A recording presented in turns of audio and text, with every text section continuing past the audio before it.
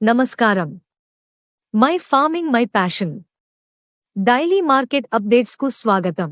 2024-25 season కోసం దేశంలో ఖరీఫ్ రబీ సీజన్ల ఆముదాలు కలిసి 25 నుండి 30 లక్ష టన్నుల ఉత్పత్తి లక్ష్యం నిర్ధారించబడింది.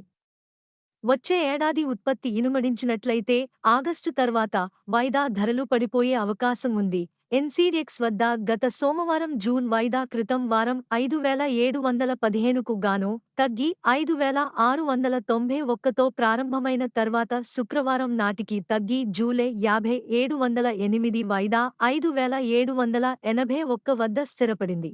గుజరాత్లోని అన్ని ఉత్పాదక కేంద్రాల వద్ద రాబడులు తగ్గి 70 నుండి 80,000 బస్తాలకు పరిమితం కాగా నాణ్యమైన సరుకు 5,500 నుండి 5,600, మీడియం 5,200 నుండి 5,300.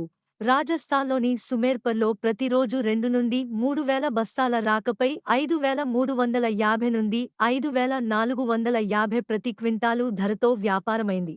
ఆంధ్రప్రదేశ్లోని ఆదోని, కర్నూలు, ఎమ్మిగనూరులో 5,300 నుండి 5,450 ప్రతి క్వింటాలు మరియు నరసరావుపేటలో బీఎస్ఎస్ నూనె 10 కిలోలు 1,290, కమర్షియల్ 1,250, పిండి 100 కిలోలు 100 నుండి 150 వృద్ధి చెంది టాక్స్ పెయిడ్ 2,000.